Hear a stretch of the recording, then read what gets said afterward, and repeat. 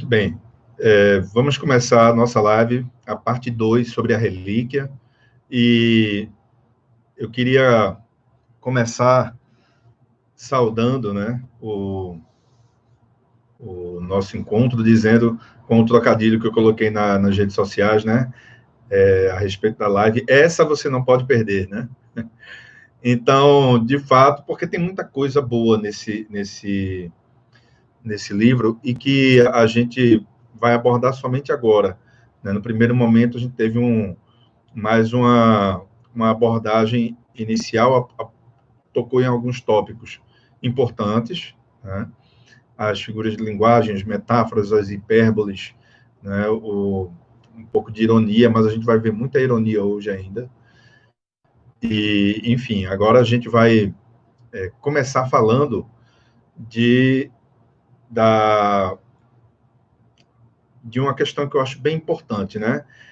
O Essa, ele...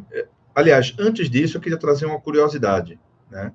Eu não sei se vocês sabem, mas a obra, né, do Primo Basílio, eu estou com o Primo Basílio na cabeça, da Relíquia, ela foi publicada no Brasil, né, inicialmente, entre abril e junho de 1887, né, em fascículos, no modelo de folhetim, no Rio de Janeiro, né? Então, porque o Essa, ele mandava contribuições para o Rio de Janeiro, né? E então, inicialmente foi publicada no Rio de Janeiro a relíquia. E também não sei se é do conhecimento mais amplo, mas os vínculos do Essa com o Brasil são consideráveis, né? Eu falei no encontro passado sobre as relações dele com Machado, né? Mas os vínculos dele com o Brasil extrapolam essa relação casual, né, pontual, e chegam a relações de sangue, né? O Essa de Queiroz tem esse vínculo que eu falei, né, do jornal, da Gazeta de Notícias no Rio, e o Essa, ele tem o pai, ele é um filho bastardo, né?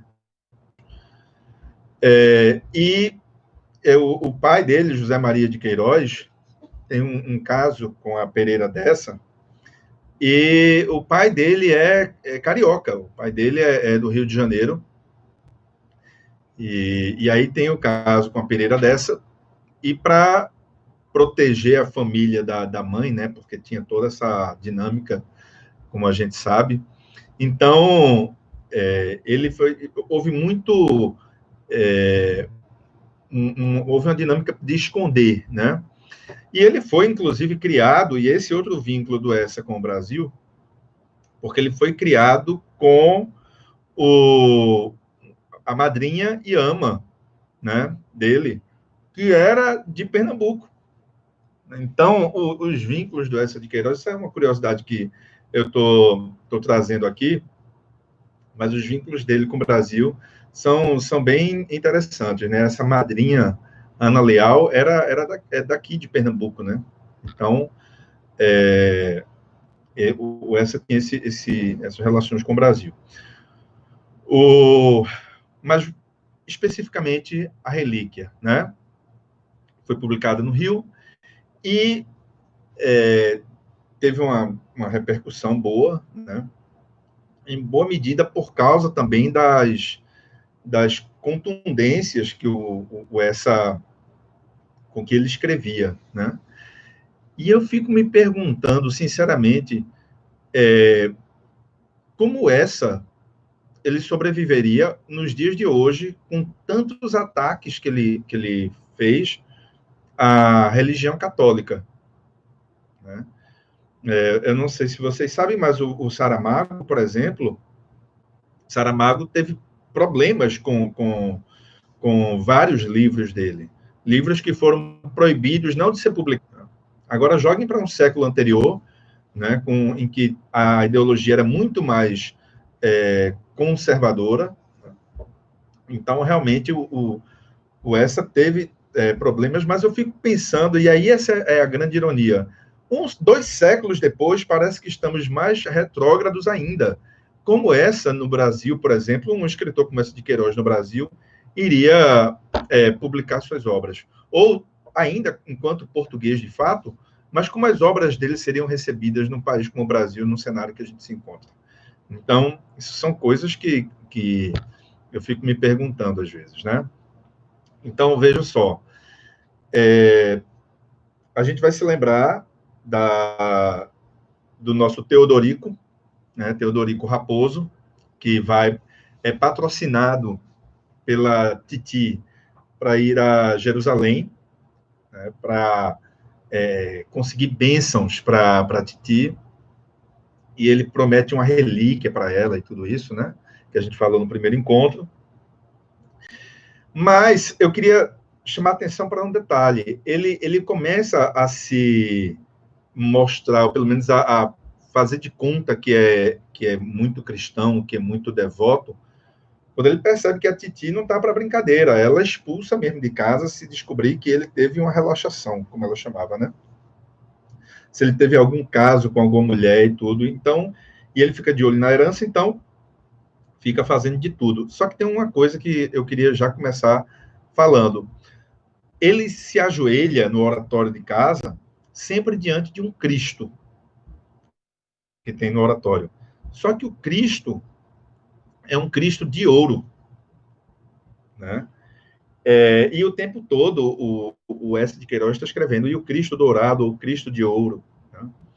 E a expressão, associando, né, a espiritualidade cristã à matéria áurea, ela não deixa de guardar um teor irônico, né? Então, e um detalhe que eu já vou antecipando em relação aos nomes dos personagens, né? Uma das interpretações para o nome do Teodorico, né?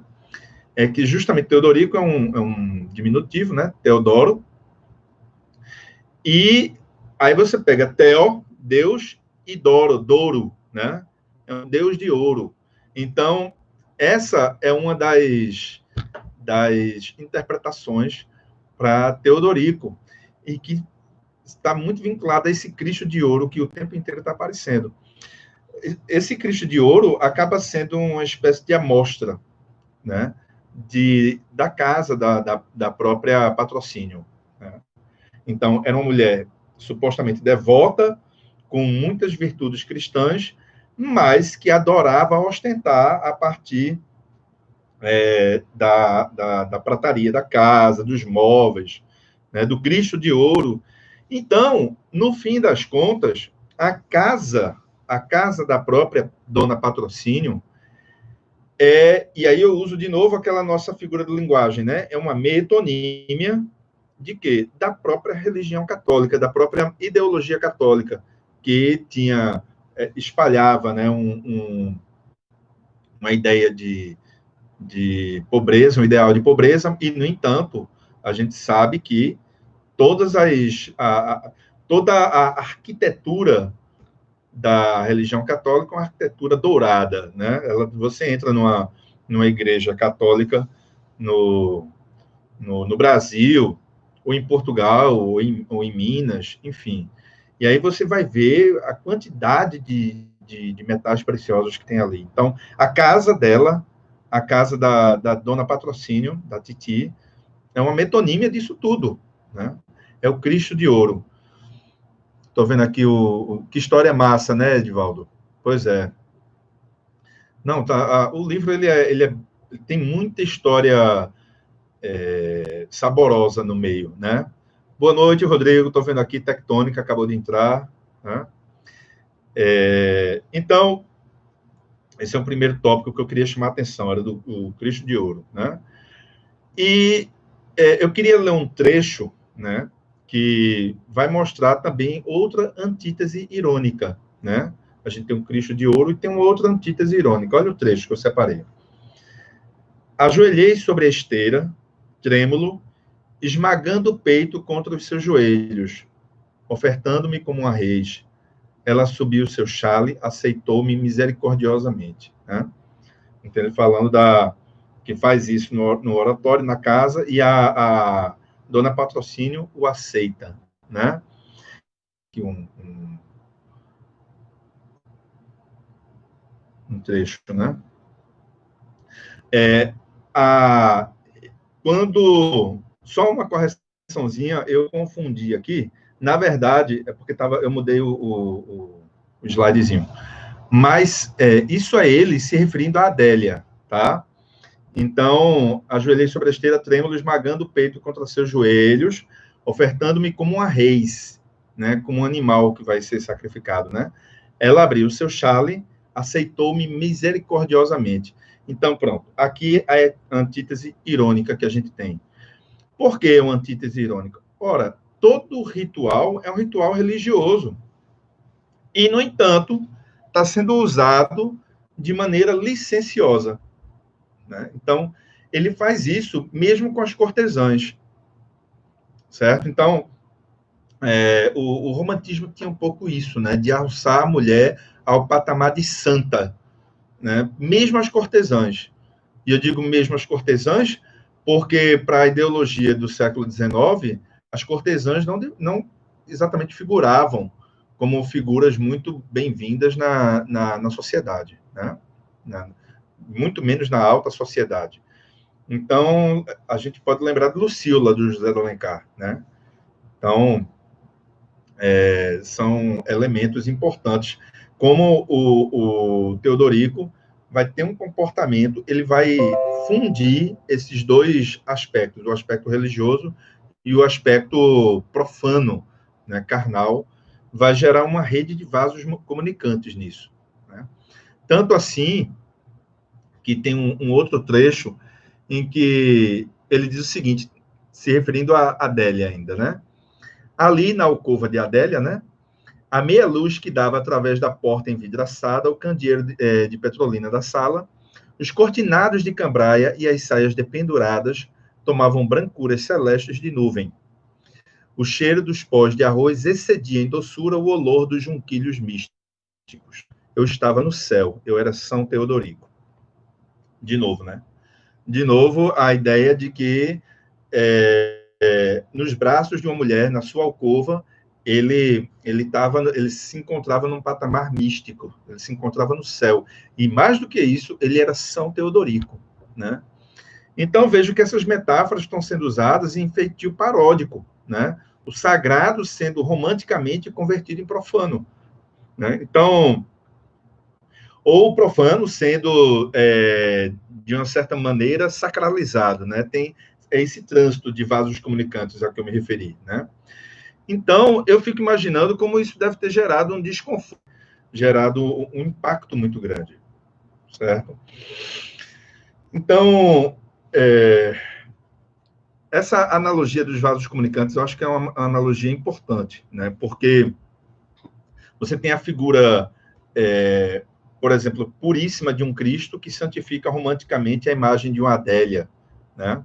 Deixa eu ler um trecho aqui para vocês, para isso ficar mais claro, né?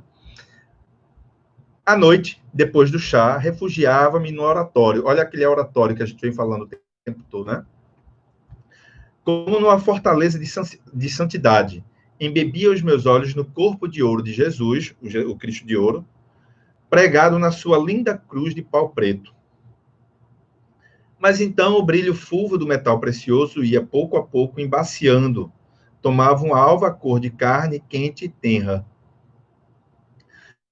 A magreza de Messias, triste, mostrando os ossos, arredondava-se em formas divinamente cheias e belas. Por entre a coroa de espinhos, desenrolavam-se lascivos anéis de cabelos, crespos e negros. No peito, sobre as duas chagas, levantavam-se rijos direitos dois esplêndidos seios de mulher, com um botãozinho de rosa na ponta. E era ela, a minha Adélia, que assim estava no alto da cruz, nua, soberba, risonha, vitoriosa, profanando o altar, com os braços abertos para mim. Então, quer dizer, tem a imagem do Cristo, né? Mas que logo se metamorfoseia na imagem da própria mulher. De novo, esse trânsito, né? essa troca entre o sagrado e o profano acontecendo, né? Então, de novo, a figura pura do Cristo, né?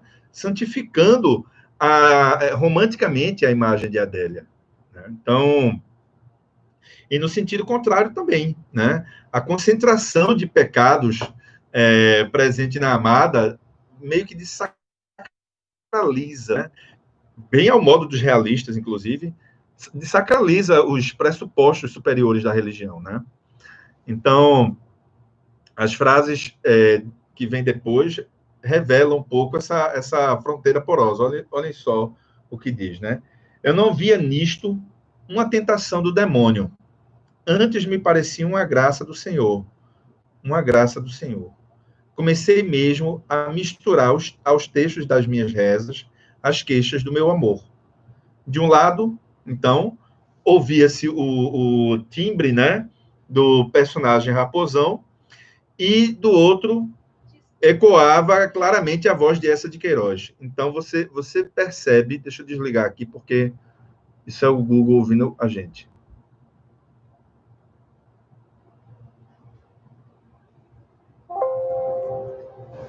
Então, vejam como a gente tem esses dois polos se encontrando, se penetrando, né? Então, são elementos que eu queria... Acho que a gente não pode perder de vista quando a gente vai falar do Essa de Queiroz, porque são elementos que o realismo vai procurar expor, né, contra a religiosidade romântica. O Essa de Queiroz foi um grande entusiasta do realismo, né? Fez defesas apaixonadas do realismo. Depois ele tomou um distanciamento. O próprio a Relíquia já é um distanciamento do realismo.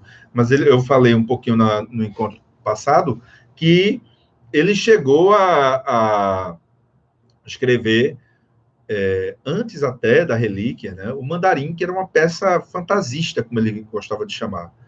Então, e foi atacado, inclusive, dizendo que aquele texto não convinha, era um texto que não tinha a ver com a literatura da época, né, com a sensibilidade da época, e ele tem consciência disso, e combate, né, os que diziam que isso era, que ele estava fazendo não era exatamente a literatura conveniente, a literatura mais esperada.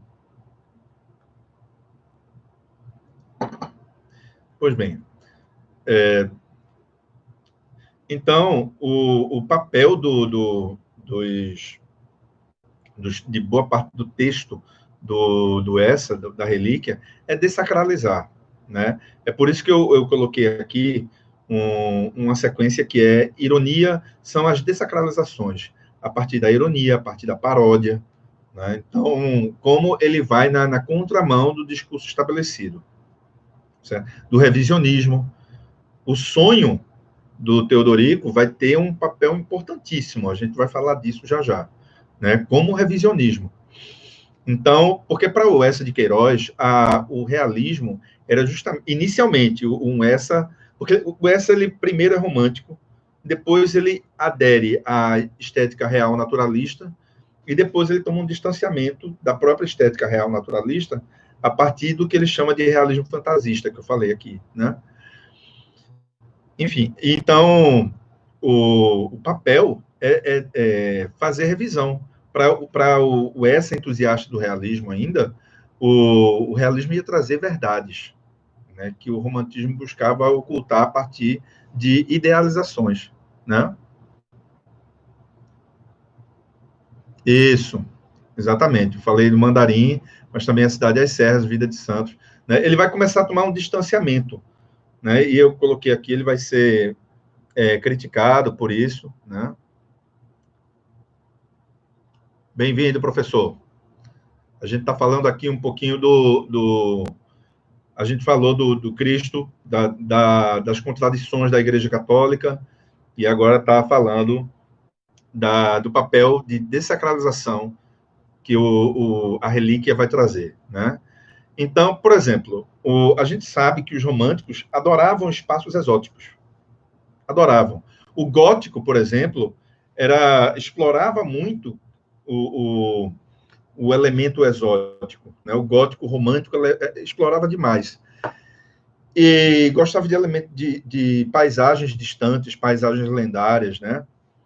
E aí você veja, no Mandarim, por exemplo, o Teodoro é um personagem também, Teodoro, né? Aqui nós temos o Teodorico, lá temos o Teodoro, ele vai para a China, né? E aqui ele vai para Jerusalém, certo? Então, eles têm a Jerusalém que circulava no imaginário, né, da época, era justamente um espaço extremamente belo, extremamente sublime, né? E o que se vai verificar, um dos choques do Teodorico é justamente perceber que aquilo ali, ele compara, ele diz, é pior, ele pergunta, agora eu não me lembro, uma cidade portuguesa, que você ri na hora, né? Fico imaginando os habitantes da região.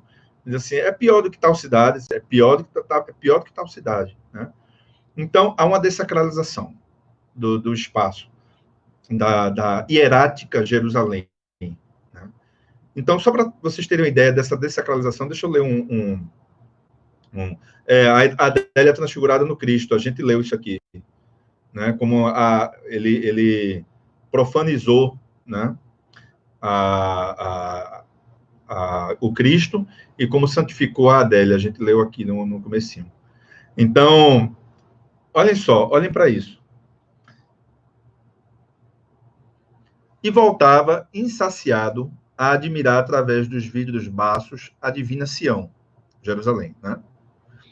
Sob a chuva melancólica, erguiam-se defronte as paredes brancas de um convento silencioso, com as persianas verdes corridas e duas enormes goteiras de zinco a cada esquina, uma escoando-se ruidosamente sobre uma viela deserta, a outra caindo no chão mole de uma horta plantada de couves, onde horneavam um jumento. Desse lado, era uma vastidão infindável de telhados em terraço, lúgubres e cor de lodo, com uma cúpulazinha de tijolo em forma de forno e longas varas para secar farrapos. E quase todos decrépitos, desmantelados, misérrimos, pareciam desfazer-se na água lenta que os alagava. Do outro, elevava-se uma encosta atulhada de casebres sórdidos, com verduras de quintal, esfumadas, arrepiadas na névoa úmida. Por entre eles, torcia-se uma viela esgalgada, em escadinhas onde constantemente se cruzavam frades de alpercatas, sob os seus guarda-chuvas, sombrios judeus de melenas caídas, ou algum vagaroso beduíno arregaçando seu albornoz. Por cima pesava o céu pardacento. E assim, da minha janela, me aparecia a velha Sião, a bem edificada, brilhante de claridade, alegria da terra, formosa entre as cidades. E aí, esse final, evidentemente, irônico, né? Ou seja, há uma dessacralização, né? O próprio Essa fez uma viagem dessa, né? Me perdoem o trocadilho. Mas ele fez uma tal viagem e teve essa impressão, né? Aliás, deixa eu até mostrar para vocês aqui, para não perder a oportunidade, né? A gente vai ver tudo isso que eu estou trazendo, e aquele episódio lá com o Brasil, né? Com o Rio de Janeiro, com Pernambuco, aqui, ó, do Campos Matos, Essa de Queiroz, uma biografia, bela biografia do Essa, foi reeditada pela Atelier em parceria com a Unicamp, né? Então, muito bonita a biografia, ilustrada, né? É só um parêntese que eu estou trazendo para não perder a oportunidade de trazer para vocês, tá? Então, fica aqui uma bela biografia do Essa de Queiroz. Bem, então vejam, ele vai desacralizando o espaço, tá? O humor também é outro elemento que vai ser muito importante para o Essa de Queiroz, né? O tempo todo ele tá lançando mão disso, né? Então, um outro trechinho para vocês terem ideia do que eu estou dizendo. Eu gosto muito de expor, né? Eu sou um adepto do... Tem um poeta norte-americano, né, chamado Ezra Pound, poeta e crítico, que ele dizia que o melhor de tudo era a exibição do trecho, né? Ele chamava do exhibit, né? Era a exibição do trecho. Apresente o trecho para o leitor e você fará muita coisa. Então, eu gosto muito de fazer os próprios textos, né? Então, olha só, o que ele diz para a questão do humor, que eu estou mostrando, o humor como um elemento corrosivo, né? Fomos ao alvorecer com os alforjes fornidos, fazer essa votiva romaria. Era então em dezembro. Esse inverno da Síria ia transparentemente doce, e trotando pela areia fina ao meu lado, o erudito Topsius, o alemão, lembram, né? Contava-me com esta planície de Canaã, como esta planície de Canaã fora outrora toda coberta de rumorosas cidades, de brancos caminhos entre vinhedos e de águas de rega refrescando os muros de eiras. Então, você tem essa paisagem decrépita que ele falou antes, né, da realidade, e aí o Topsius vai dizer, não, mas era diferente, de fato a Jerusalém era uma cidade belíssima, né? Era uma cidade sublime, e aí ele vai dizendo aqui, aí ele fala, né, as mulheres toucadas de anêmonas pisavam a uva cantando, naquela época, né? O perfume dos jardins era mais grato ao céu do que o incenso. E as caravanas que entravam no vale pelo lado de Segó achavam aqui a abundância do rico Egito e diziam que era este, em verdade, o vergel do Senhor. Depois, acrescentava Topsius, sorrindo com infinito sarcasmo. Um dia, o Altíssimo aborreceu-se e arrasou tudo. Aí o Teodorico pergunta, né? Mas por quê? Por quê? Aí o Topsius, birra, mau humor, ferocidade. Então, vejam, ele vem com... veja como o trecho, ele tem uma carga de humor muito, muito forte, né? Esse humor, ele é meio que potencializado no contraste entre o estilo elevado com que a descrição vinha sendo feita, né? De frases desdobradas, estendidas, com as exclamações de uma só palavra de um estilo absolutamente coloquial, né? E além do mais, né, a gente verifica o choque entre o sublime, né, com que Deus vinha sendo aureolado e tal, e a humanidade infantil e rude que lhe é atribuída, né, no final. Birra, mau humor, ferocidade, né? Quer dizer, as ruínas do lugar não se deviam às faltas humanas, né? Mas a uma espécie de desequilíbrio emocional de Deus. Vejam que coisa extraordinária. Né? Como essa, ele é corrosivo, como ele vai desacralizando uma série de estatutos, né? De verdades que estão estabelecidas. Então, é muito bom a gente pegar um autor que tem esse tipo de lucidez, né, que consegue consegue desfazer uma série de elementos que estão postos a partir de tão fundamental como o humor. O humor é essencial. Eu costumo dizer que lembrar dos episódios do Voltaire, né? Que Voltaire usava do humor ácido dele para combater os seus inimigos, e às vezes os inimigos não tinham como rebater no mesmo patamar o que o Voltaire tinha dito, e aí como não podiam combater, como eles não combatiam, batiam, né? Mandava a pisa em Voltaire e tudo isso. O humor, ele é isso. Você, quando é ridicularizado, não há argumento que confronte o ridículo. Né? Uma pessoa que sabe ridicularizar o outro, ela quase sempre vai estar na dianteira no embate. Né? É claro que isso não é muito honesto do ponto de vista de uma busca pela verdade, de uma busca maiêutica e tal, mas em certas situações isso não interessa. O que interessa é vencer o embate, né? É vencer o que está posto naquele momento. Enfim. Uma outra coisa que eu queria chamar a atenção era o seguinte, é que como essa ele vai também desfazendo, vai criticando a partir de detalhes. Por exemplo, vocês vão se lembrar que a gente falou no encontro anterior que quando o Raposão volta, quando ele retorna de Jerusalém e passa pelo Egito e tal, para chegar até Lisboa, ele, antes de abrir o pacote, né, que trazia a camisola lá da Mary, ele conta muitas histórias, né? Ele inverte um bocado de coisa que se passou, ele acrescenta, né?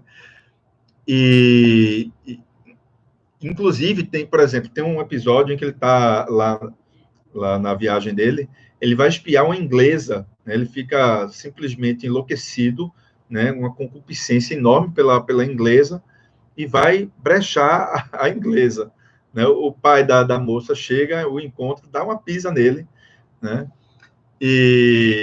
Enfim, aí quando ele chega e vai contar a história para o magistrado, né?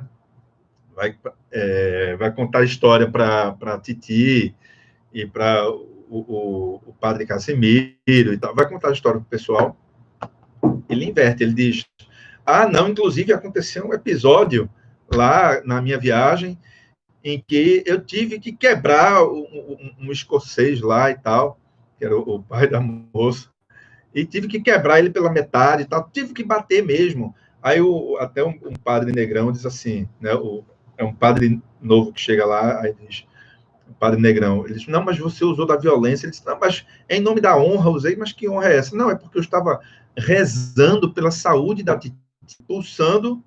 E aí a mulher foi inventar de cantar fados, de tocar fados, uma coisa completamente mundana. Eu tive que ir lá reclamar. O pai se enxeriu para interferir, eu tive que quebrá-lo ao meio. Então, quer dizer, ele conta essas histórias, né? E com aquela história dos pregos, né? Que fechavam a caixa do embrulho lá da camisola, eram os pregos da cruz. Agora, imaginem, né? É muita falta de percepção. Que lá de prego, né? Para fechar uma caixa, porque os pregos da cruz de Jesus Cristo eram enormes, né? Então, e eram vários pregos para fechar a caixa. Mas por que eu estou trazendo tudo isso, né? É a coisa da graça. Pelo seguinte, o que é que o Essa está fazendo aí? Ele está mostrando que uma fé excessiva da dona Patrocínio, né? Que a leva a acreditar nos mais inverossímeis relatos do Raposo, né? É uma fé que nubla a razão, né? Então, essa é a crítica do Essa, né? De novo, né?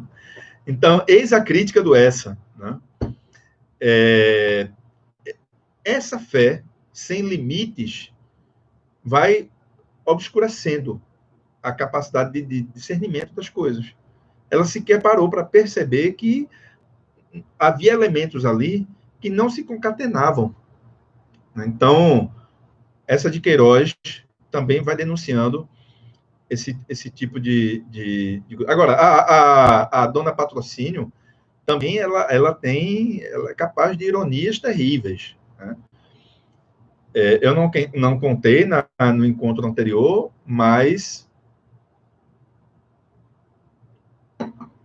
o que acontece quando descobre que é a camisola, né? Ela o expulsa de casa, manda ele sair, manda o Teodorico sair, e o deserda, né? O deserda. Só que, quando ela morre, aí vão abrir lá o testamento, e aí, realmente, né, os bens dela são distribuídos para o padre Negrão, para o Casimiro, para instituições religiosas e tudo. E o que é que fica para para o Teodorico? Um óculos, né? Um par de óculos. Fica para ele. E aí alguém, aqui eu não lembro o nome, chega e diz assim, mas que coisa, né? Talvez seja para você enxergar melhor e à distância aonde foram parar os bens que seriam seus. Então, a nossa Titi também era capaz de ironias terríveis, né? Para que ele visse melhor a distância que tomou o que seria seu, né? Então, são esses elementos que eu estou trazendo para mostrar como essa de Queiroz vai desconstruindo, né? Para usar uma palavra meio da moda, vai desfazendo o que estava posto. Né? A questão do humor é engraçado, porque em vários momentos o Raposo, quando ele fica sem a herança, o que é que ele faz? Ele vai para a rua e tem que pagar a hospedagem e vai ficando sem dinheiro e se dá conta de que as relíquias que ele traz na mala, né, uma conversa casual, o sujeito oferece um dinheiro por algumas relíquias que ele tinha trazido de Jerusalém, né, e aí viram relíquias mesmo. E começa a vender. Ele começa a ser um vendilhão do templo lá de Jesus, né? Ele começa a vender as relíquias. Só que ele começa a falsificar, né? Ele começa a vender e comprar coisas parecidas que não são exatamente de Jerusalém. Enfim, ele vai... E aí chega um momento que o sujeito para quem ele vendeu inicialmente, porque primeiro ele vende para um indivíduo e esse indivíduo aqui distribui, né? Depois ele percebe que ganharia mais dinheiro, ele próprio cortando o intermediário, né? E ele próprio vendendo nos lugares. Só que o negócio quebra o mercado com esses objetos que fica inflacionado. Aí o sujeito diz, olha, você tem noção, né? E veja o humor, de quanto você vendeu, seu camarada, nada menos que 75 pregos da cruz de Jesus Cristo. Então não preciso dizer mais nada depois disso. Então, o sujeito vendeu 75 pregos da cruz de Jesus Cristo, né? Então, e a crença das pessoas, né? De novo, a falta de lucidez para identificar esse tipo de coisa que acontecia, enfim. Bom,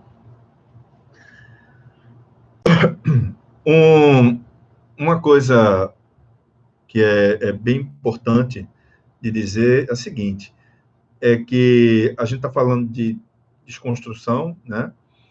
Então, eu queria dizer que a relativização da verdade, né, ela está presente o tempo todo no texto. Né? Então, por exemplo, aqui deixa eu ver se eu encontro, a edição está aqui. Aqui na edição da Relíquia, né, que eu mostrei para vocês no encontro passado, o Fernando Couto, que faz a apresentação e as notas, ele chama a atenção para o fato de que a própria Terra Santa, né, que para muitas era santa para muitas religiões, né, ela apresentava uma diversidade de cultos, de convivência, que nem sempre era tão pacífica assim. Né? Isso está na apresentação aqui da relíquia. Né? Então, é para ensinar a relativização das verdades que o capítulo 3 aparece no texto. É o capítulo do sonho do Teodorico. Né? E também, em certa medida, para revelar, pelo delírio fantástico, as contradições da alma de Teodorico. Né? Então, o capítulo 3, algumas pessoas consideravam o capítulo 3 como um capítulo decorativo. E está muito longe de ser isso. Primeiro, pela centralidade do capítulo. Né? Nós temos 5 capítulos e nós temos o 3 ali, exatamente como uma espécie de dobradiça. E depois, pela extensão do capítulo. O capítulo é praticamente um terço do texto todo. Né? Então, eu não sei de onde veio a ideia de que seria algo puramente decorativo. Né? Primeiro, é o elemento fantástico do texto que aparece, é o sonho do próprio Teodorico. Né? Há quem pergunte, inclusive, eu estava lendo alguns paratextos, né, sobre a relíquia, há quem pergunte se aquilo é de fato um sonho, né? Porque ele acorda dentro de outro sonho e tal. Algumas pessoas consideram um delírio fantástico. Eu lembro muito do delírio, né, do Brás Cubas, né? Lembram lá do delírio que ele vai para o início dos tempos, para o final dos tempos, o início dos tempos, né? E faz um percurso temporal, vai até a neve, tudo isso. E o delírio, alguns consideram um delírio, não exatamente um sonho, mas isso são detalhes. Por exemplo, o próprio Fernando Couto, ele relativiza, né? Seria um sonho, mas mais à frente, nas próprias notas dele, ele vai falando de sonho, o sonho do Teodorico e tudo mais, né? E o sonho não é uma coisa estranha ao Essa de Queiroz. Lá no Mandarim, que eu falei, por exemplo, né, o Teodoro ele sonha que quando se toca uma sineta, toda vez que se toca uma sineta, morre um mandarim na China e deixa uma herança, deixa um dinheiro muito vasto e tudo. Então, o aspecto onírico, ele está presente, e isso é um elemento diferencial nossa de Queiroz em relação ao realismo tucur, né? Ao realismo mais estrito, né? A imaginação, é por isso, e aqui, vejam a epígrafe do livro, deixa eu ver se eu encontro aqui, é muito bonita, inclusive, né? Quando você está em Lisboa, está descendo para o Carlos de Sodré, né, em Lisboa, aí eu lembro que eu vinha flanando, passei um tempo lá, né, e aí vinha flanando, daqui a pouco eu me deparo com a estátua, né, justamente essa estátua representando esse trecho, né, sobre a nudez forte da verdade, o manto diáfano da fantasia. Essa é a frase, eu não achei aqui, mas memorizei. É lindo isso, né? Sobre a nudez forte da verdade, o manto diáfano da fantasia. Então, esse capítulo 3, ele exemplifica muito esse frontispício do texto, né? Porque tem o manto diáfano da fantasia, né? Mas por trás dele, a verdade, com a sua nudez forte. É com essa fantasia que uma série de verdades vão ser, não sei se restabelecidas, mas pelo menos reconsideradas. Alguns elementos que estavam estabelecidos como verdades vão começar a ser. Pronto, o professor Zé Rodrigues colocou aqui, ó, Praça do Barão de Quintela. Isso. Né? É linda a estátua, inclusive. É para você ficar parando lá e apreciando, é muito bonito. E, aliás, é ótimo você chegar nesses locais. É bom você é bom você se perder numa cidade dessa, porque você, quando se perde, você encontra muita coisa absolutamente inesperada, né? Sem ir com aquele. Claro que você tem um roteiro, mas é bom perder um pouco o roteiro e deixar a porta entreaberta do acaso, né? Para encontrar essas coisas. Bem, então, reforçando, né? Esse é o Essa do realismo fantasista, né? Que o próprio Essa chamava. Né? Nesse capítulo 3 do sonho, do delírio, né? O que acontece? Você tem, antes, são os três, né? São o Raposo, o Paulo Pote e o Topsius. Esses três vão se encaminhando para Jerusalém. E eles são comparados aos três reis magos, né? Tem esse estatuto alegórico aí no texto, né? E aí eles se encaminham. E aí, o que acontece? Em determinado momento, vão tomar um champanhe, né? E adormecem. Quando adormece é que o Teodorico tem esse sonho, né?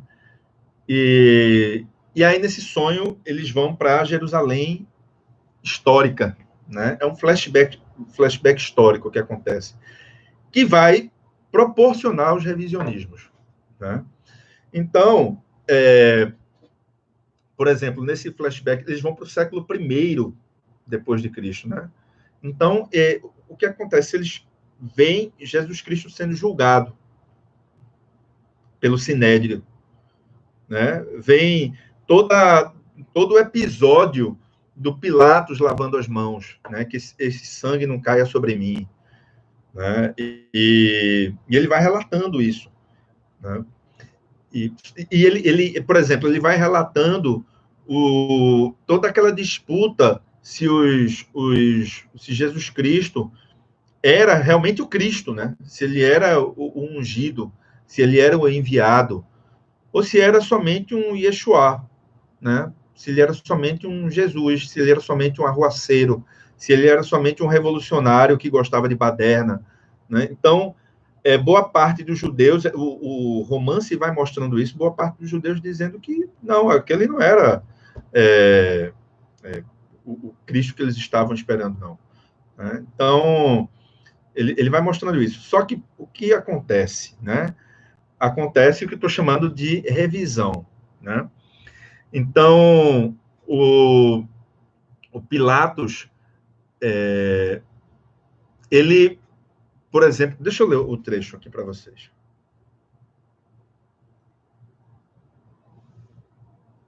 É um dos ápices da dessacralização a que eu estou me referindo, né?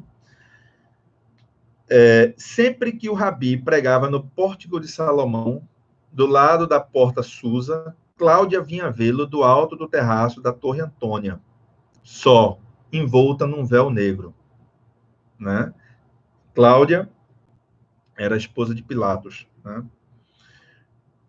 Menahem, que guardava no mês de Tebete a escadaria dos gentis, vira a mulher de Pôncio acenar com o véu ao Rabi. E talvez Cláudia, saciada de Capreia, de todos os cocheiros do circo, de todos os estriões de Suburra e dos brinquedos de Atalanta que fizeram perder a voz ao cantoácio, quisesse provar, vindo à Síria, a que sabiam, né, os beijos de um profeta da Galileia. Ou seja, qual o sabor desses beijos, né? Então, notem que lá no texto, o que é que vai ser colocado em dúvida, né? Que Pilatos, eu tomei nota que ele não julgou Jesus a pedido de Cláudia, né? Porque essa Cláudia teria tido um flerte com Jesus. Aí é isso que eu estava me referindo, né? O impacto disso para uma sociedade profundamente católica, como a sociedade portuguesa do século XIX. Aliás, você chega em Lisboa, hoje, ela ainda é profundamente católica. Mas aí você joga 2 séculos atrás, como não deveria ser. Né? Enfim.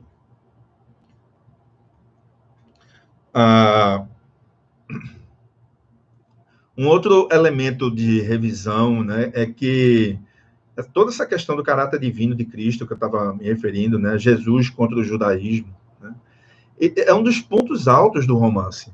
Né? E a tal ponto que chega um momento que lembra a discussão teológica que existe entre Alyosha e o Ivan Karamazov, lá nos Irmãos Karamazov, né, os Irmãos Karamazov, dependendo da tradução. Né? Vocês vão se lembrar que existe uma discussão linda, uma discussão teológica entre o Alyosha, que é o religioso, e o Ivan, que é o intelectual, lá nos Irmãos Karamazov. Né? E aí, de onde vem aquela frase clássica, né? Se Deus não existe, tudo é permitido e tal, é nesse debate do Ivan Karamazov com o irmão Alyosha, né? E então a relíquia vai trazer esses embates muito interessantes, né? Então vejam, é um livro que tem uma potência cômica e ao mesmo tempo não exclui uma leitura seríssima, né? A respeito de uma série de elementos que foram estabelecidos na nossa história. Tá certo? Então, o livro, ele rememora o julgamento de Cristo, né? Para pôr luz sobre as intenções que eram majoritariamente políticas e não religiosas, né? Dos envolvidos no processo. César, Pilatos, os escribas, os fariseus, né? Então, todos esses estão ali. O Essa de Queiroz vai mostrando a partir do sonho do Teodorico, né? Essa rememória do julgamento de Cristo, né? Para mostrar o caráter político que isso teve. Né? Então, vejam, só um trechinho. E Rabi Robã continuava denunciando o pretor, Pilatos, né? com serenidade e lentidão, porque Pilatos ele começa a ser pressionado, vocês vão se lembrar, ele começa a ser pressionado, dizendo, afinal de contas, o sujeito chega aqui e diz que é o rei, né? E, no entanto, nós só temos um rei, né? Então, o que é que a gente vai fazer? Isso é uma heresia, isso é um ataque, isso é uma ameaça política, e começam a pressionar Pilatos para ele tomar uma decisão, né? E condenar. Bem, e o interessante é o seguinte, que o Sinédrio, ele, na maioria das vezes, ele se dedicava a causas menores, e toma isso como, né, coloca isso realmente como uma causa fundamental naquele momento. Então, o Rabi Robã continuava a denunciar o pretor, né, com serenidade e lentidão. Ele diz, tu queres deixar impune um homem que pregou a insurreição, declarando-se rei numa província de César, para tentar, pela impunidade, outras ambições mais fortes e levar outros Judas de Gamala a atacar as guarnições de Samaria? Assim, preparas um pretexto para bater sobre nós a espada imperial e inteiramente apagar a vida nacional da Judéia. Tu queres uma revolta para afogares em sangue e apresentar-te depois a César como soldado vitorioso, administrador sábio, digno de um proconsulado ou de um governo na Itália. Né? Eles estavam dizendo que essa atitude de Pôncio Pilatos, na verdade, tinha um interesse político, né? Porque o Pilatos ele diz, né? Olha, eu não estou vendo nada demais nesse indivíduo. Eu acho que é só um louco, um sujeito que é um metido a revolucionário, mas que não estou vendo motivos para condená-lo. E aí vem essa acusação contra Pilatos. Né? Então, são coisas desse tipo que o revisionismo hessiano, né, queirosiano, vai expondo a partir do sonho. Né? Então, vejam como o capítulo 3 é importante. Né? Porque ele oferece à ressurreição uma outra hermenêutica. Né? Ele retira o episódio da sua esfera hierática, né, e entrega aos diâmetros da razão. É isso que acontece. Né? Então, ele diz assim, mas apenas anoitecesse, José e outro, fiel inteiramente, deviam ir buscar o corpo de Jesus, e com as receitas que vem no livro de Salomão, fazê-lo reviver do desmaio em que o deixou o vinho narcotizado e o sofrimento. É isso, né? Ele retira o episódio de sua esfera, né, sagrada, né, e devolve a razão. A ressurreição de Cristo não foi uma ressurreição, foi ele acordar do vinho que tinha anestesiado, né? Deram vinho para ele sofrer menos e depois ele apenas acordou desse vinho narcotizado, né? Então, o que acontece? Recua-se da transcendência para a imanência, né? Esse Cristo morre, né? Na história que o Essa traz, né? E o interessante é que a ressurreição é o resultado de um delírio amoroso. Veja, uma outra, como é interessante, como o Essa realmente dá espaço para a imaginação, colocar sempre em xeque o que está posto. Né?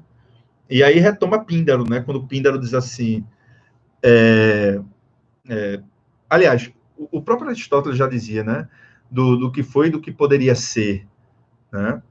E o Píndaro fala que o poeta deve explorar o campo do possível.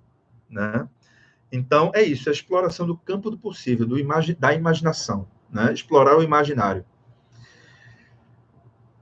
Quando a ressurreição de Cristo, olha só, quando eles vão lá para o túmulo, né?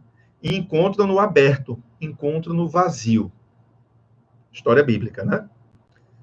Desapareceu, não está aqui. Então, Maria de Magdala, né? Maria Madalena, né? Crente e apaixonada, irá gritar por Jerusalém: ressuscitou, ressuscitou. E assim, o amor de uma mulher, o amor de uma mulher muda a face do mundo e dá uma religião a mais à humanidade. Né? Então, é o excesso amoroso, é o delírio amoroso de Maria Madalena que, na verdade, espalha a notícia da ressurreição. Ela quer que ele ressuscite, né? É o desejo amoroso dela. Vejam, é muita revisão que o Essa faz nesse trecho. Nesse trecho, não, nesse capítulo inteiro, capítulo 3. Esse capítulo central do sonho do Teodorico, né? Então, uma outra coisa importante é a questão dos vendilhões do templo, que eu anunciei como aperitivo no encontro passado, né? O que a gente sabe é que Jesus bateu, né? Ficou revoltadíssimo com os vendilhões, com os vendedores do templo, estavam vendendo bijuterias, bibelôs religiosos na casa do pai dele, né? E aí se revolta. Mas aí o que acontece? O Essa, ele faz uma tomada plongée, ele dá um mergulho, né, sobre os fatos. Ele aprofunda, né? Então, é como se fosse uma câmera que jogasse um zoom para ver de perto. E aí ele mostra um desses vendedores, né, falando, não, olha, eu precisava vender ali no próximo ao templo, né? Porque os vendilhões pobres não poderiam vender fora dali, né? Apenas os mercadores ricos é que podiam pagar para estar longe do templo. Tinha que pagar para estar longe do templo, né? Então, olha o trecho. De certo, eu não tinha direito de pôr ali tenda. Isso é o vendedor falando, o vendedor pobre, né? Mas como poderia eu pagar ao templo o aluguer de um côvado de lajedo para vender o trabalho das minhas mãos? Todos os que apregoam a sombra debaixo do pórtico, sobre tabuleiros de cedro, são mercadores ricos que podem satisfazer a licença. Alguns pagam um ciclo de ouro. Eu não podia, com crianças em casa sem pão. Por isso ficava a um canto, fora do pórtico, no pior sítio, no pior lugar, né? Ali estava bem encolhido, bem calado. Nem mesmo me queixava quando homens duros me empurravam ou me davam com bastões na cabeça. Então, isso é o vendedor falando, né? E aí, depois de apanhar de Jesus, né? Ele observa, né? E nós tivemos de fugir, apupados pelos mercadores ricos, que, bem encruzados nos seus tapetes de Babilônia e com seu lajedo bem pago, batiam palmas ao rabi, Jesus, né? E aí, depois de ouvir isso, o raposão fica revoltado lá dentro do sonho, né? Bati no peito desesperado. E a minha angústia toda era por Jesus ignorar esta desgraça que, na violência do seu espiritualismo, suas mãos misericordiosas tinham involuntariamente criado, como a chuva benéfica por vezes, fazendo nascer a sementeira, quebra e mata uma flor isolada. Né? Então, e tem uma série de coisas aqui que são revisão, né? É um Cristo que a misericórdia gerou uma desgraça, né? Quando, na verdade, a misericórdia, ela justamente procura atenuar as desgraças, mas gerou aqui. E uma coisa curiosa é que as suas mãos involuntariamente tinham criado isso. Né? Então, o caráter de sabedoria de Cristo é suspenso. Aqui, né? Cristo meio que foi um títere, ou que agiu como um títere, como um indivíduo que não fizesse grandes reflexões, ou nesse momento não tivesse feito, né? Então, vejam quantos elementos que a gente tem como estabelecidos, o Essa, de novo, suspende, né? A partir de trechos tão poderosos, né? Então, esse delírio, esse sonho, é fundamental, né? E qual é a lição, né? Aliás, os delírios, eles não são estranhos, eu repito, né? Ao Essa de Queiroz, né? Então, tem um derradeiro delírio, né?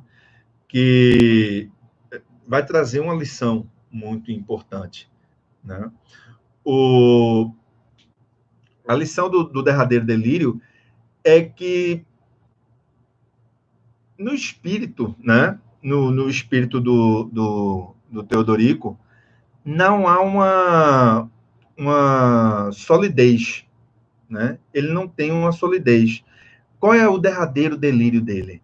É que ele poderia ter ficado com a fortuna da dona Titi, né? Da Titi, da dona Patrocínio.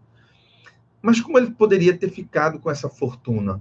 Ele poderia ter dito que a camisola era a camisola de Maria Madalena. E aí ia ser uma relíquia máxima, né? Esse foi um derradeiro delírio. Ele dizer que poderia até ter se dado bem. Só que tem uma coisa antes. Ele tem um delírio conversando com Cristo, né? Ele está conversando com Cristo, e ele tem outro momento desse, em que o Cristo diz que ele começa a dizer, por que fizeste isto comigo? Começa a interpelar Jesus Cristo, né? Aquele Cristo de ouro que tinha lá no oratório. E o Cristo diz, segundo o delírio dele, né? Que isso era, na verdade, era a própria consciência dele que estava falando, né? E o ensinamento disso tudo era que a hipocrisia não valia a pena, né? Alguma coisa assim. Mas veja, o espírito de Raposo é tão contraditório, é tão conturbado, é tão ambíguo, é tão dúbio, que ele sai com essa percepção de que realmente não deve ser hipócrita, a hipocrisia não vale a pena e tudo, mas no final vem com esse estalo. Eita, eu poderia ter ficado com o dinheiro todo, bastava dizer que era a camisola de Maria Madalena. Ou seja, é um sujeito que tem fragilidades morais muito notórias, né? Então, porque o que acontece também é que ele começa a vender as relíquias, né? Depois ele encontra um amigo de infância, o Crispim, que mostrava ser homossexual na época dele de escola, né? De colégio interno. E esse indivíduo é quem depois o salva da pobreza, né? Porque coloca ele numa empresa, né? Numa companhia dele, emprega o nosso Teodorico. Depois, e aí a sinceridade é engraçado, que a sinceridade do Raposão é que faz com que o Crispim goste dele e ofereça a mão da irmã em casamento, né? Ofereça ao Teodorico, para o Teodorico se casar com ela. Aí diz, você ama a minha irmã? Ele diz, olha, aí ele lembra do Cristo de ouro, né? Dizendo a hipocrisia não vale a pena e tal. Aí diz, olha, eu não amo a sua irmã, mas posso fazê-la feliz. E aí o Crispim gosta dessa sinceridade, e aí o premia e tal, né? Bem, depois, aí ele vê, né? Ele diz, nossa, realmente, a sinceridade, a hipocrisia não vale a pena.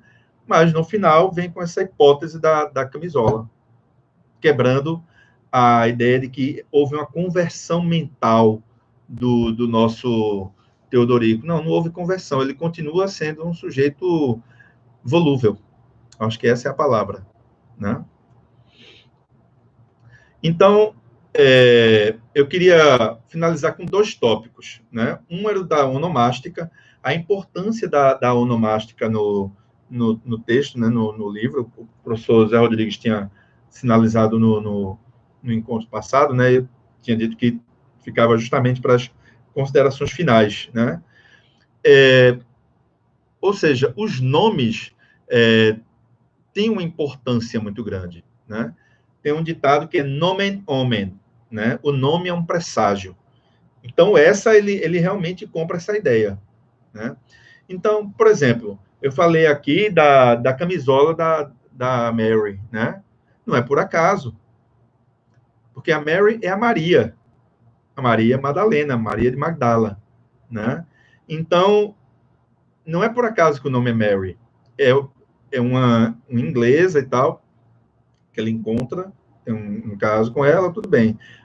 Mas é Maria Madalena. E o interessante de tudo é que se a gente vai por essa homologia, e se a Mary é a Maria Madalena, o Teodorico seria o próprio Cristo, né?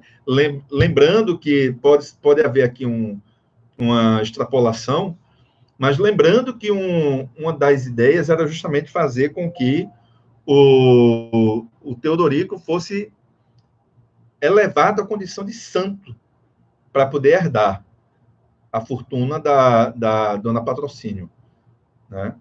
Então, mas de todo caso, tem aí a Mary como a Maria Madalena, a partir da ideia da camisola, né? A dona Patrocínio, a gente já até sinalizou no encontro passado, né? Ela patrocinou tudo, né? Ela patrocinou os estudos de Raposo, né? Ele ganhava uma mesada, né? Quando ele estava nesse colégio. Só que patrocinou os estudos em termo, né?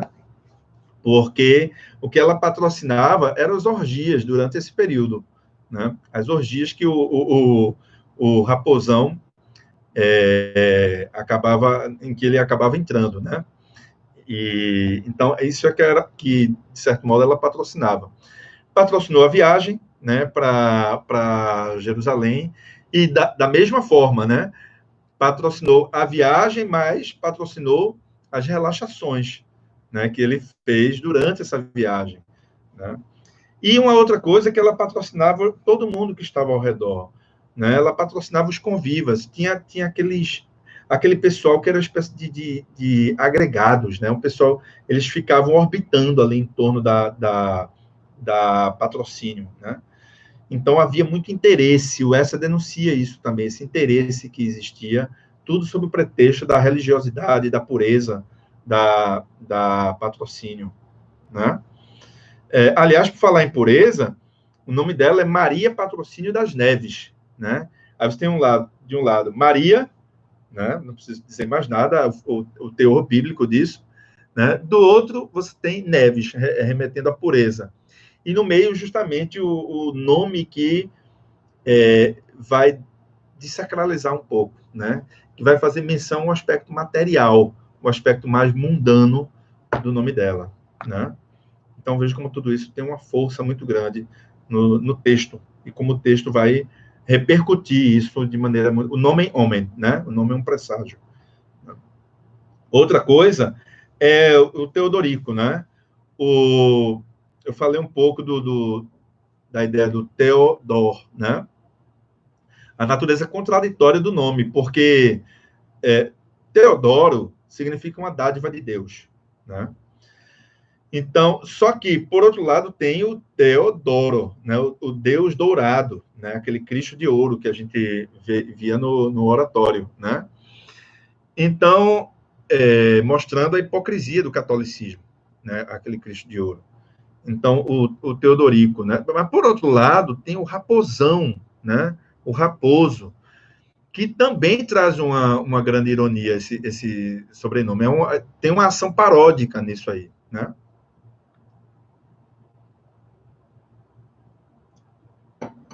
É uma outra inversão queirosiana, né? Porque a raposa é um animal astuto, mas o tempo todo o nosso raposão, ele não foi exatamente astuto, ele foi um parvo o tempo todo, né? Ele era dominado pela tia, ele foi enganado pela Mary, ele foi enganado pela Adélia, né? Ele abobalhou-se com os pacotes, perdeu a fortuna por causa de uma falta de percepção. Ou seja, o raposão não é nada de raposão. Ele nem é raposo, muito menos raposão, né? Então, o caráter irônico dos nomes do Teodorico, né? Tanto do prenome como do sobrenome, né? Porque você tem dádiva de Deus, né? Dádiva de Deus, mas cheio de relaxações, né? Segundo aquela ideologia católica, não cabia essa dádiva de Deus. Então, a gente tem muito espaço para fazer reflexão, para fazer toda uma digressão reflexiva a respeito da onomástica em essa, né? Eu acho que é a Ana Maria Machado que faz isso com Guimarães Rosa, né? Ela faz um estudo sobre os nomes em Guimarães Rosa. Mas isso é muito comum, né? Como os nomes, eles acabam tendo uma potência semântica muito, muito elevada em vários textos literários, né? Então, e um último elemento que eu queria trazer, falei da onomástica, era a questão do orgulho da ciência, porque você tem a fé, né? O que acontecia? Você tinha a fé onde estava a verdade.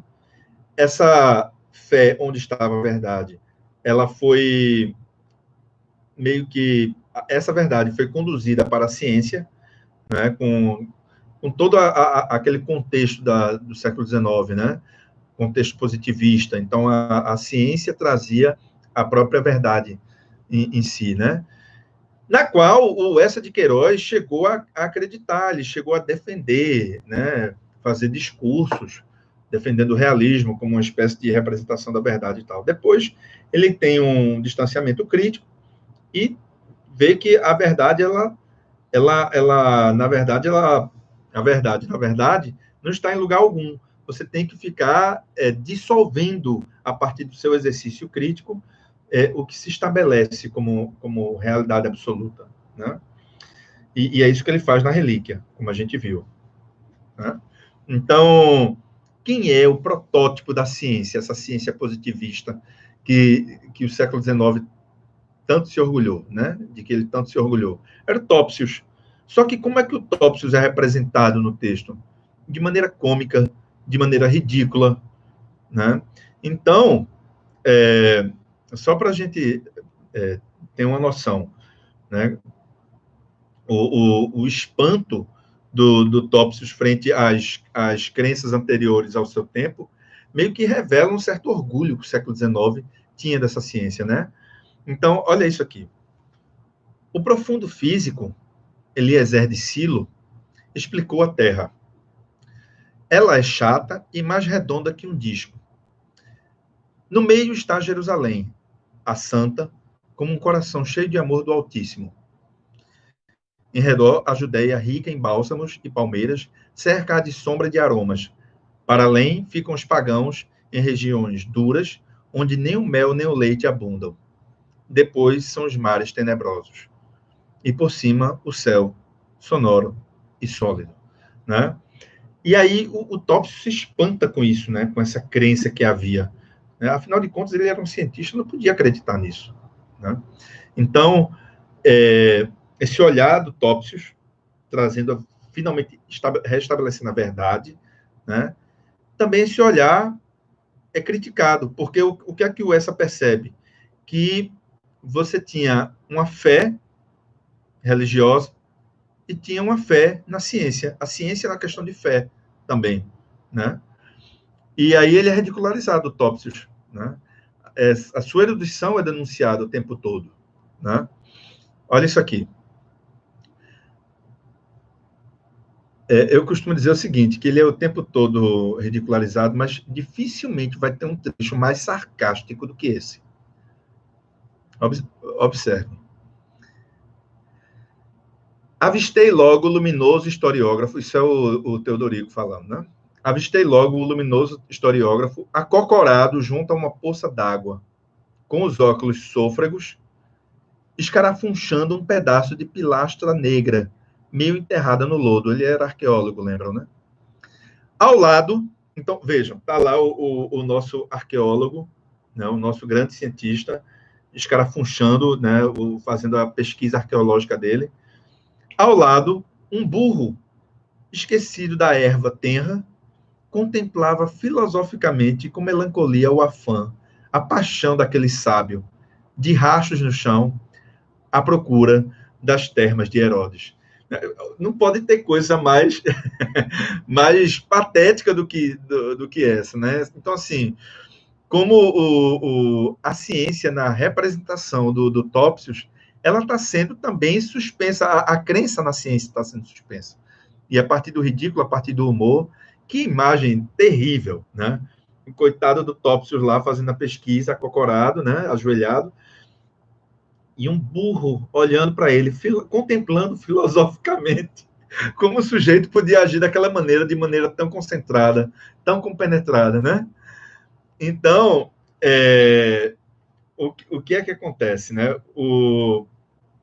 No realismo, nós temos a ciência versus a fé, né? E a verdade estaria na primeira, né? Mas na relíquia, essa passa a duvidar da própria ideia de verdade e oferece, né? Da verdade e da fé, né?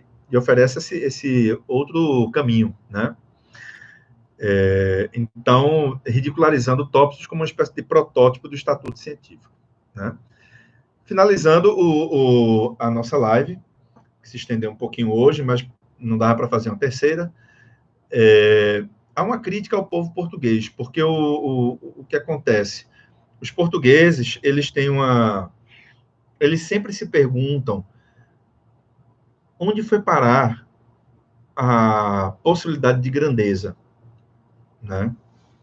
Você vê vários textos portugueses, o espírito português sempre circundando em torno a isso, né? Porque era uma nação que tinha tudo para ter uma grandeza superior, né? Com as grandes navegações, né? E isso não se concretizou, né? E aí vem o espírito sebastianista, né? A névoa anunciando que o Sebastião vai voltar, né? O Dom Sebastião vai voltar para trazer os tempos de glória e tudo isso. Mas vários textos da literatura portuguesa vão trazer o tema da viagem, por exemplo, como uma busca dessa grandeza novamente. E sempre estão se perguntando, onde foi parar a nossa grandeza? E aí o Essa também faz esse tipo de questionamento, né? Essa era muito ácido, né? Ele se juntava com o Ramalho Ortigão, né? Chegaram a escrever um romance juntos, né? Mistério da Estrada de Sintra, eu acho que foi isso. E escreveram as farpas, né? E aí extremamente venenosos, como o próprio título já anuncia, né? Então, essa tinha isso, ele fazia críticas muito duras e fazia esses questionamentos, né? Então, ele chega à seguinte conclusão, né, a partir da relíquia, né? Que a falta de consistência moral, né, que está representada no próprio Teodorico, né? Essa falta de consistência moral do Teodorico é uma metonímia do povo português, é uma metonímia do texto, né? Tanto assim que o Teodorico se identifica com outro compatriota, né, o Alpedrinha, né? Então, essa falta de solidez é meio que a causa do empobrecimento, tanto do raposo como da própria nação, né? Então, tem um aspecto alegórico muito intenso aí na relíquia também. Se a gente jogar, fizer fizer a leitura por essa chave, né? Então, e é uma denúncia que acontece, eu separei aqui, né, em outra passagem bastante paródica, né? Olha isso aqui. Desventuroso Alpedrinha, só eu, em verdade, compreendi a tua grandeza, né? Olha a identificação com o patriota aí, né? Tu eras o derradeiro Lusíada, da raça dos Albuquerques, dos Castros, dos varões fortes que iam nas armadas à Índia. A mesma sede divina do desconhecido te levara, como eles, para essa terra do Oriente, de onde sobem ao céu os astros que espalham a luz e os deuses que ensinam a lei, né? Então, a gente percebe aqui uma passagem paródica, muito contundente, né, do Essa de Queiroz, mostrando a potência da relíquia, como a relíquia pode ser lida em várias esferas, em vários planos, né? Então, é um texto que realmente merece a nossa leitura. Mais do que isso, nós merecemos ter a oportunidade de ler a relíquia, né? Então, é isso que trouxe para vocês. E fiquem à vontade para fazer observações aqui no chat, né? A minha ampulheta está sinalizando o final da live, né?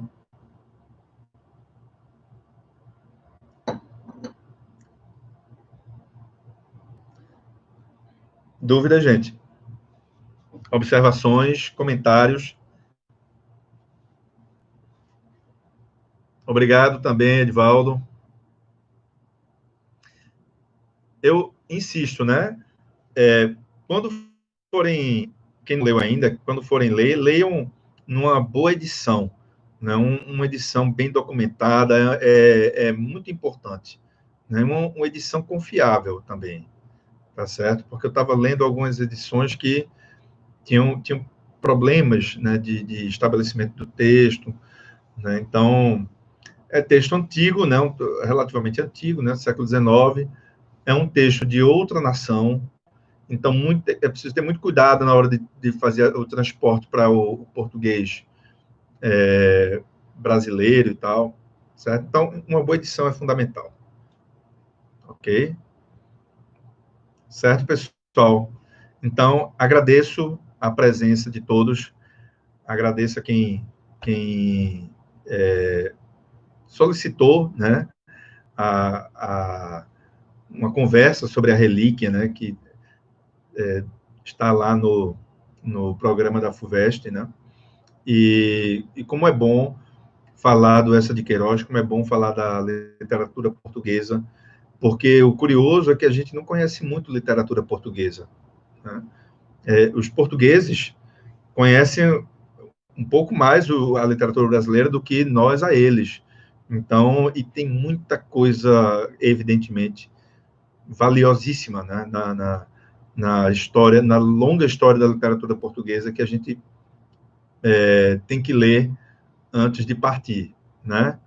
Então, a relíquia fica aí como para quem não leu, né? Para quem leu, relê. Para quem não leu, ter a oportunidade de visitar o texto do Essa. Ok, gente? Então, muito obrigado. Boa noite e até a próxima live.